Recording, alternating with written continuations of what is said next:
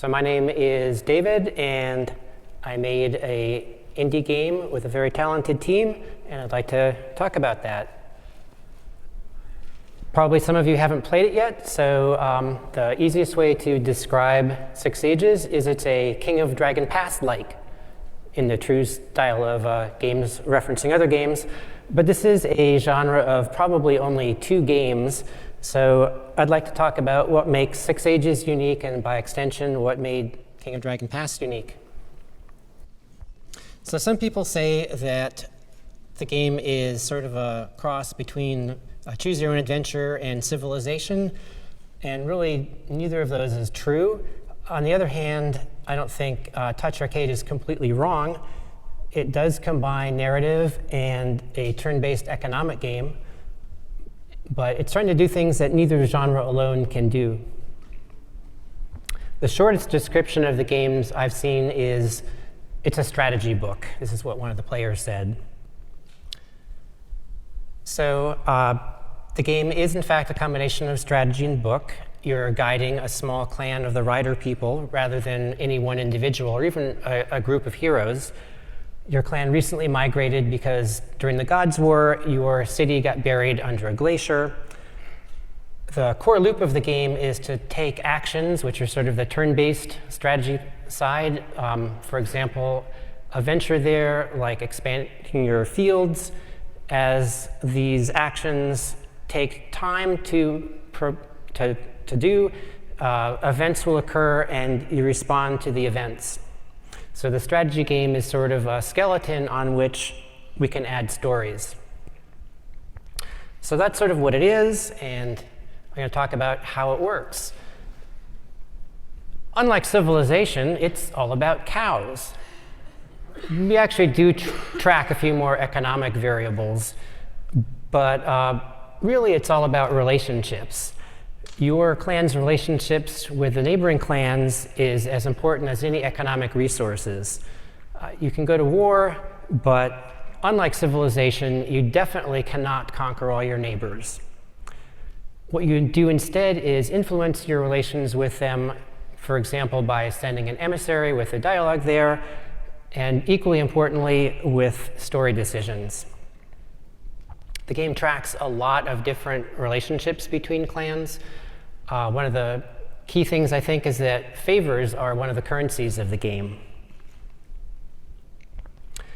So as a book, there are over 400 interactive scenes. There's 3 of them shown there. The scenes usually have 4 or 5 responses. It's not Choose Your Own Adventure, though. In the interactive fiction lingo, it's probably a floating module. There's no single line that goes through the entire story. But these floating modules do connect largely through the political and economic model. And we'll also try to have as much intention to these as we can. For example, we might choose a particular clan to intensify the stakes of a situation. These scenes can also end up with multi-year storylines. For example, you may have a chance to see those rootless riders in the center again, depending on how you treat them. And we try to draw the entire story to a dramatic and emotionally satisfying conclusion. So the game has about as many words as the first 4 Harry Potter novels, but not all in a row. It's got a lot of repeatability, and there's a lot of variation. We set the story in the world of Glorantha. This is an extremely detailed and realistic world, and it helps us have an immersive background. You can sort of think of it almost like a character in the story, like Hogwarts is in the Harry Potter stories. Glorantha is a complete world with a mythology and cultures. It's sort of as if our background was already play-tested. And the late Greg Stafford began writing about Glorantha over 50 years ago. I'm picturing there the 800-page guide to Glorantha, which is over 6.3 kilograms of information, or 14 pounds if you're American. But we actually sort of play in the spaces between that, extrapolating from kind of just a few paragraphs in that. The setting gives us the main conflict in the game, which is that the main god of your neighbors killed your main god, and that's what set in place your migration. It also gives us a pantheon of deities which provide magic. This impacts the economic model, including combat. But we try to make magic more than just sort of something mechanical. It's not always going to be, well, you get +2 in combat. We try to make it feel like magic, and that means it needs to have a much fuzzier feel. One of the best examples of that is that we have the ability to let the player enter the world of mythology, to cross over to the other side, and play through a myth. They reenact the stories of the god, and they get magic. And the outcome of this is usually quite fuzzy. You're basically making your own story. And if you've actually played King of Dragon Pass, these are sort of the myths that you know from the King of Dragon Pass days well in the future. The goal of all of this is to make an immersive experience. Sort of the summary of this is I want you to be playing the story, not the game. And just a quick reminder that just because it's largely text-based does not mean it's not immersive. Our approach to immersion is that we try to make the player know what someone in the world knows and not have gamey things intrude on that. One of the things we have to do is introduce you to what you would know if you're in the world. And we start off with a clan questionnaire, which helps introduce the history of your clan. It's not a show, don't tell, but it's a do, don't show. So we can avoid an expository lump, and this also makes your clan's backstory, the player's backstory. It's sort of like character creation in a lot of games. And it does not only initialize the sort of story situations you're putting your clan into, but some of the economic model as well. The problem is that the players are probably not members of the rider culture, and we don't want to penalize them because they don't know as much as someone in the world would know. So the solution is to have advisors. These are leaders that will basically have 3 roles in the game. They'll provide information, they also act as your playing pieces, and they have their own personalities and become sympathetic characters, which helps enhance immersion. Because the advisors are so key, the player gets to choose them from a pool of leaders. So advisors will give in-world information about like the state of the economy and the relationships. They'll recommend actions, and they'll also remind you to do things that you would do if you're running a clan. As the game progresses, your advisors will get older and eventually die of old age. They have skills which are used to overcome obstacles and also relate to the kind of advice you give. For example, here, Ave2 is heroic in magic, so she would probably be someone to listen to if she's talking about magic, but if she's talking about a diplomatic situation where she has only a fair skill, you might want to listen to one of your other advisors. Advisors all have personalities. And their advice, as you can see, can sometimes reflect that personality. We do try to prioritize skill-based advice on the assumption that that's what the player needs in order to succeed.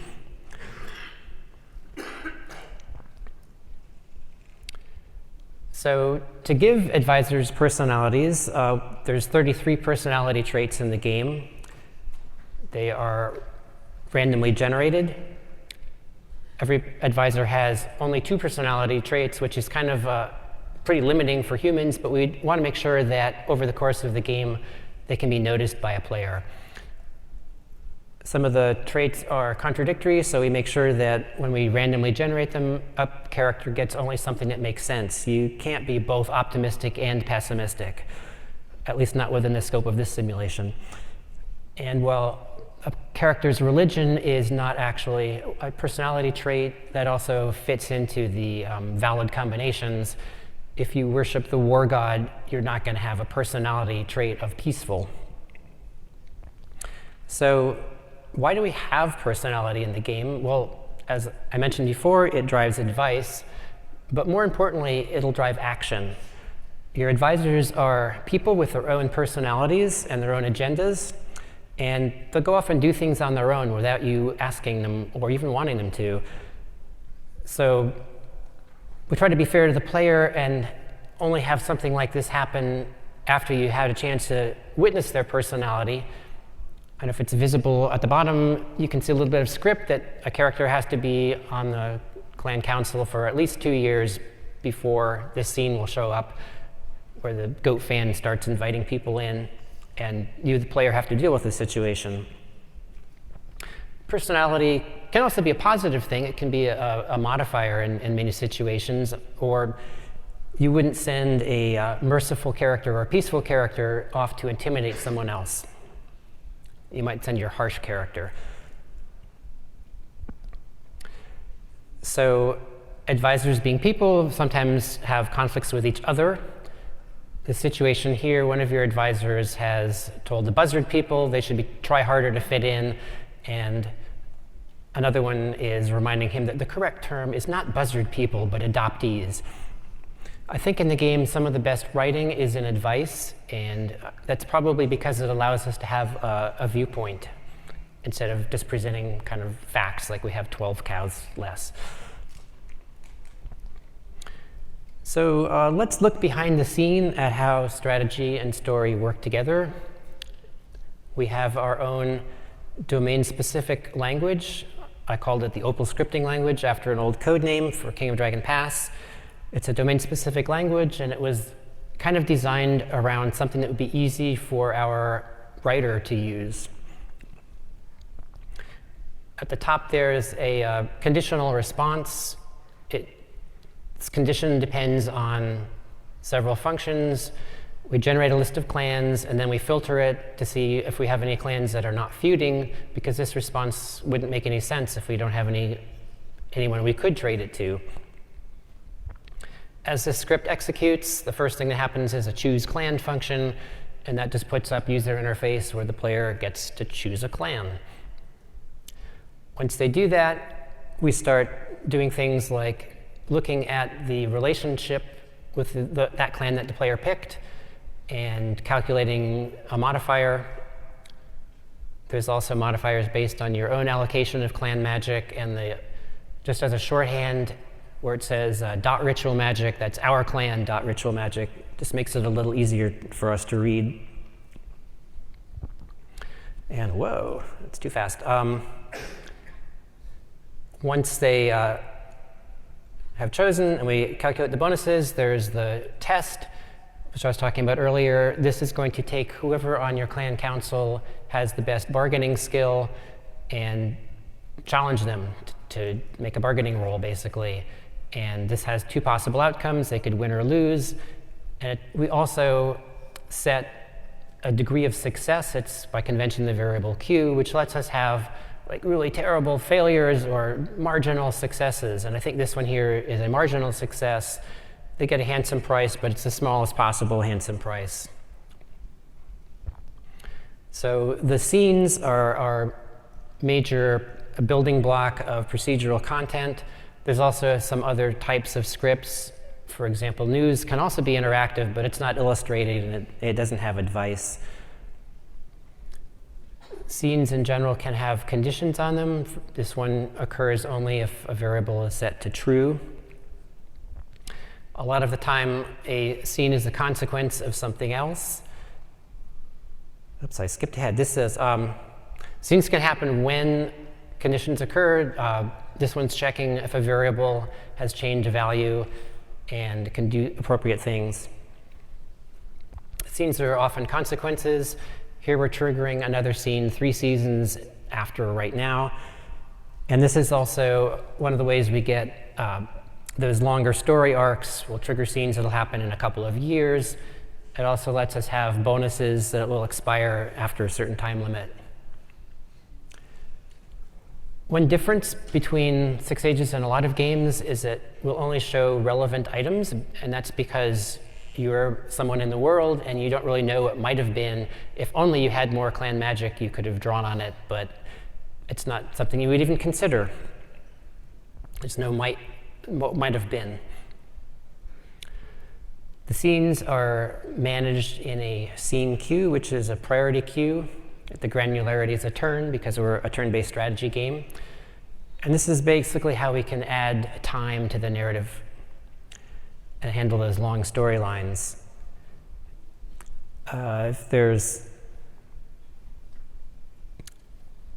Because something may change once you've triggered something in the future, the character that it relates to may die, so you will have the ability to pull scenes out of the queue. Generally, we look at what's in the queue and run it, but if there's nothing right now in the queue when it's time to run a scene, we will pick a scene basically at random. These unscripted scenes are how the emergent narrative comes into play. Most scenes in the game are unscripted, but which doesn't mean they're truly random. There's always conditions on them. We don't pick a scene that's already scheduled to run in the future, because that would start making unnecessary repeats. On the other hand, we do have the capability of repeating scenes. Not every scene makes sense to repeat, and even if they do, we try to keep a scene from happening. I think it's 9 game years between a repeat of a scene. Otherwise, it would start feeling, well, repetitive.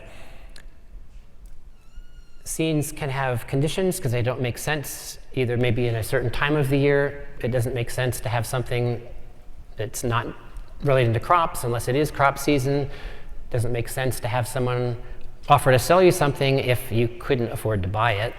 And some things just don't make sense until you've played for a while. So one of the goals of the game is to have a very high replayability, and procedural content is a great answer for that. You really don't know what to expect between games because scenes repeat only rarely. You don't get the same set every game. The text itself is also procedural, and we have what I would categorize into two forms of placeholders. The alternatives are just a way to keep the text different each time. For example, here you could be getting a gift of cedar wood or yellow dye. And contextual placeholders are filled in with the value of a variable. In this case, other clan is whoever it is that came to you offering this gift. The value of it is G, and the tilde there just means this is something that's worth spelling out as the word like TWO, two, and either cow or cows to make it grammatically correct, depending on the number that's being offered. It's not just these contextual placeholders. Pretty much everything in the game is contextual. If a clan is coming to give you gifts, it matters an awful lot whether that's a clan that you might have an alliance with, or if it's a clan that's feuding with you.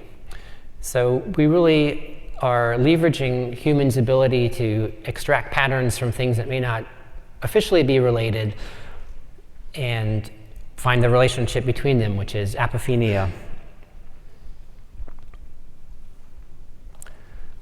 So I may have skimmed by the fact that there's a lot of tags in the game. These are a way that we can help categorize the scenes, and that helps integrate the story and the economic model. I told our author to make up tags as needed, and we ended up with 135 different tags. These are all attached to scripts. The @ sign just makes it stand out. And there's sort of a way to solve the problem: what scenes should be affected by a bonus? So if you have done something where the spirits are going to give you good luck with animals, we need to know what scenes relate in some way to animals, so we tag them with the @animals tag. At the same time, a tag may not apply to an entire scene. It may apply only to a specific response. You may have the choice to either rely on the gods or rely on spirits, and if you chose the spirit branch, then we'll add the spirits tag, and that makes sure that the appropriate bonuses will apply. And some tags ended up just being informational, just to look at a scene and say, oh, this scene relates to Act 3. We have an act structure loosely, but it's not enforced by anything. There's no code that checks that particular one.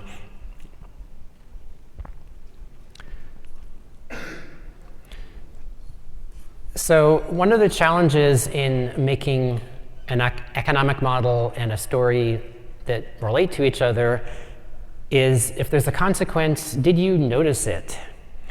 And we want to make sure that, on the flip side, if the economy has a problem, is this something that we can have matter in the story explicitly? And the solution that we ended up with is something I'm calling concerns. Their purpose is to make problems in the economy very visible to the player and give us something that's an interesting story decision when you have to deal with that. They can actually either be something that's bad, which is a stress, or it can be something that's good, which we call a bounty. And they're always something that should be meaningful. It's not just going to be a little +1 that actually does make a big difference. If they keep playing the game for 30 game years, a +1 will accrue and be very significant. But that kind of thing is very hard for humans to perceive, so they're going to be big enough. And an example here is when you have the chance to have your crafters make story tent fabric, that will end up distracting them from their other chores, and you'll get a craft stress concern. This means you'll have a penalty on your craft productivity for, in this case, 5 seasons. These concerns are cumulative. You actually cancel this out if you got a bounty in some way. The concern idea actually originally came from the fact that we wanted to show the economy visibly to the player, and we ended up leveraging that into a larger thing of concerns, and they still do get shown. Concerns are all shown in the dashboard next to the menu buttons, and they're also something that your advisors will typically comment on. Concerns are usually kind of an ongoing thing, like that 5-season craft stress, but it turns out we have sort of shorter things that we leverage the concern system for, like a warning. If you're running short of warriors, that's not something that's an ongoing problem. It's just, well, right now we're short of warriors. So that's a warning, and we'll also show that in the dashboard. And of course, advisors will remind you that you're kind of getting low. Unlike a lot of games, you don't actually have to worry about telling your people what to do. We assume that an agrarian clan knows how to feed itself. At the same time, there still can be problems that arise with that. But you don't need to worry about counting the beans, because it's actually really hard. Again, it's something that's hard to wrap your brain around, at least for us modern people, because food comes in mostly in harvest time, and even if you knew the exact amount of food that you had, you'd still have to sort of do mental calculations to compare it against the number of people. But wait, this is the winter time, and we're going to be not getting much right. So it turns out having less information that's sort of less transparent is way more useful, and we show the number of seasons of food you have. Again, if this is problematic, we're going to let you know, but most of the time you have a few seasons. It's far more useful than knowing that you have like 1,000 bushels of food or something. Every game has to test. A few things that are different in a game like this is that we have a new form of logic error, which is problems in the story. Apophenia is a two-edged sword. The players will expect patterns to be true when they may not be, in a way. And the fact that everything is context sensitive makes that more of an issue. We may have a scene that runs just fine unless you happen to have an ally and you attack them. And if the game doesn't notice that you attacked an ally, the players suddenly no longer immersed. They think, oh, this is just code. This isn't a real story anymore. So our testing has to focus on these story problems, and as well the fact that the context of a scene could be very different every time it's run. And one way I try to make that easier for us to test is to do a lot of automated testing. I can run through every response of every scene and make sure that there's no gross errors like crashing out or ending up with a 0 as a value when it shouldn't be. And there's a bunch of sort of stress tests on that. If you have no goods at all, does the scene make sense? Exhaustive QA just means we go through every response of every scene and every branch, and possibly with different variables set, and make sure that it makes sense as a story. Another thing QA did was to make aware like what's not in the game. This is all testing the sort of the trees, and we'd still need to know if the forest makes sense. Some of the challenges of my approach to showing you only in-world information is that it may not be as transparent as a lot of games. Difficulty is something that we try to mention with advice. Players of King of Dragon Past often complain that they didn't know why something failed, so we've added typically an advisor will explain either how you could have done better next time or an explanation for why something didn't work. We also try to show as many consequences as possible in the dashboard, or here in the magic screen lists all the weird little bonuses you might have accrued. And you can also lose immersion by stopping playing, and the game doesn't have arbitrary save points that you have recognizable places that you were, and it saves automatically, so you're picking up and where the hell was I? Advisors, again, will try to remind you of that, and there's also a saga, which is automatic note-taking, which you can refer to see what you had been doing. And finally, the goal of the game has been kind of a problem. Unlike King of Dragon Pass, where the title is the goal is kind of behind a plot twist in this game. It would kind of be like telling you at the start, hey, little farmer, you're going to blow up the Death Star. And we can't really do that. But so I'm going to wrap up, and Six Ages is a game that really tries to balance both story and strategy as equal partners. We try to make a game where you're playing the story and not the game. One of the key ways that we get there is by having advisors who are empathetic characters. The overall story is multi-generational. Our procedural narrative exploits apophenia to get even more meaning out of our assemblage of scenes. We try to do everything possible in our scripting language. And we have the concept of concerns, which are sort of a quantized unit that helps integrate the story and the strategy game. So what questions do you have? I think we have a few minutes left, about 2 or 3. Please get up to the mics so people can hear you on the audio. Sure. Yeah. Hi, thanks for sharing all this. So you put a lot of effort into the replayability and the procedural narrative and the logic behind what could repeat and not repeat. But the game is kind of a long game. It sounds like you're literally playing through years and years. How much was the return on investment for that? Do people really enjoy replaying it? And kind of was it worth the effort, or just?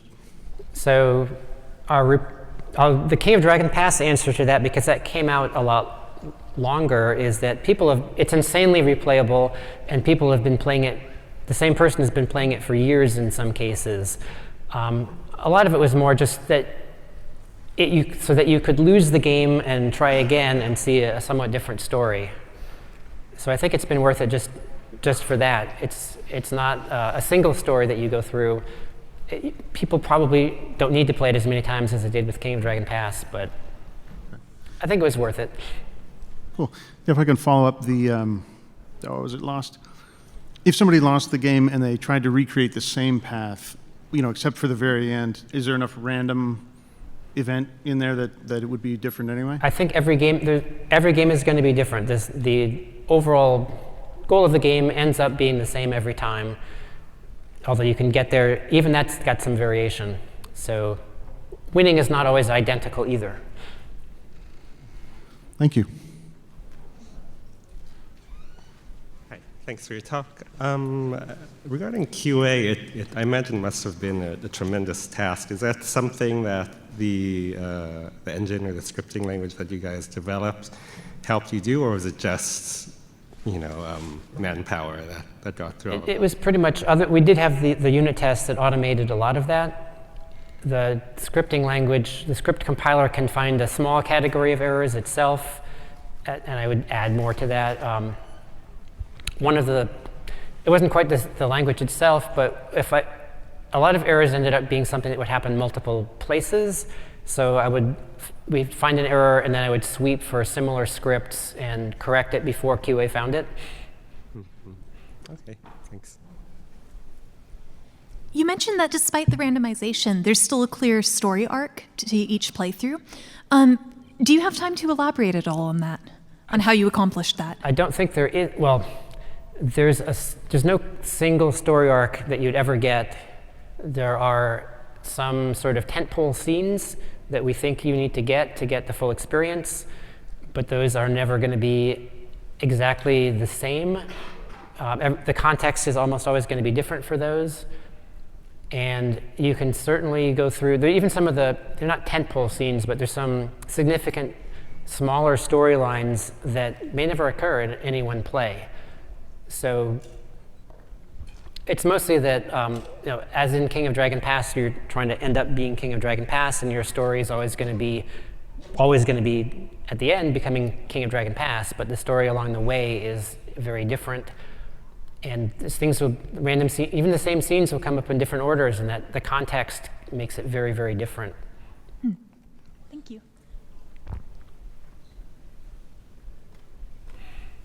Okay, I guess we went over a little bit.